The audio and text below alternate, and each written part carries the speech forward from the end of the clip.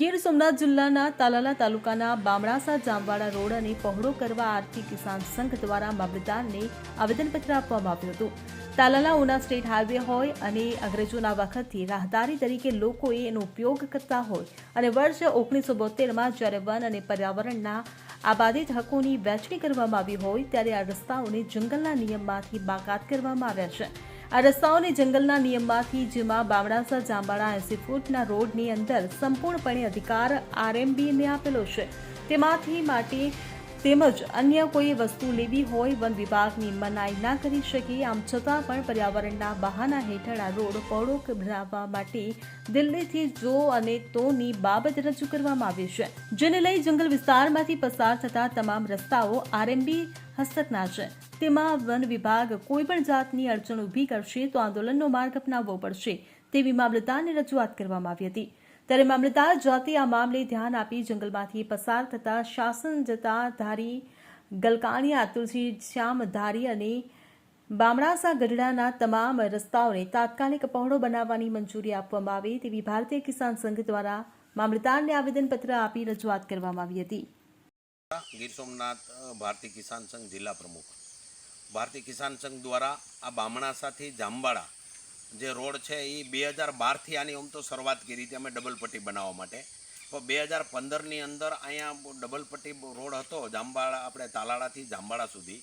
એમાં જામવાડા બામણાસાની અંદર 2 કિલોમીટર આવી ગયા પછી રોકાવવામાં આવ્યો હતો અને સરકાર તરફથી એમ કહેવામાં હતું કે આની ભાઈ મંજૂરી આવી જાય, તમે ખોટું આંદોલન કરોમાં. 2015માં પણ અમે આંદોલન કરેલું આ વિસ્તારના લોકોએ, તેમ છતાં નથી થયું. હમણાં આ રોડ છે એ તાલાળાથી જામવાડા 10 મીટર પહોળો બનાવવાની મંજૂરી મળી હતી. એમાં બામણાસાથી જામવાડા સુધી 7 મીટર રસ્તો પહોળો બનાવવાનો હતો, પણ બામણાસાથી આ કામ રોકવામાં આવ્યું છે. અને ગુજરાત સરકાર દ્વારા આ વિસ્તારના આરએમબી દ્વારા અને વન વિભાગ દ્વારા આ ખેડૂતોના પ્રશ્નના રાહદારીઓ માટે આની જે કાંઈ પોઝિટિવ વાત હતી એ ગુજરાત સરકારે દિલ્હીની અંદર મોકલી દીધેલી. પણ દિલ્હીમાં બેઠેલા કાચની ઓફિસમાં એણે ત્યાં બેઠા બેઠા એવું બાનું બતાવ્યું છે કે એ રસ્તો પહોળો કરવામાં આવે તો ત્યાં સિંહોની પ્રજાતિ ઉપર ખતરો સાબિત થાય એમ છે. પણ અહીંયા આજે 1947થી એક પણ સિંહ આ રોડ ઉપર મર્યો નથી, ક્યારે અકસ્માતમાં પણ ઇન્જરી થઈ નથી. આમ છતાં પણ ત્યાં બેઠા બેઠા આ વિસ્તારના લોકોને બાનમાં લેવાના જે પ્રયત્ન કરવામાં આવે છે અમુક એનજીઓ દ્વારા, એ હરગીઝ ચલાવી લેવામાં નહીં આવે. એટલે મારી સરકારને વિનંતી છે કે સરકાર આ રોડ છે એ અંગ્રેજોના વખતનો છે અને આ વિસ્તારમાં ટુરિઝમ છે. અહીંયા બાણાઈ, કનકાઈ તેમજ દ્રોણેશ્વર, જમશીદ અને તુલસીશ્યામ જવાનો મેન માર્ગ હોય તો સરકાર એક બાજુ છે એ ટુરિઝમને મહત્ત્વ આપી રહ્યું છે અને એક બાજુ 2-3 લોકલ લોકોના દિલ્હીમાં બેઠા બેઠા વિરોધ કરવાથી આ રસ્તાનું કામ અટકાવવામાં આવી રહ્યું છે.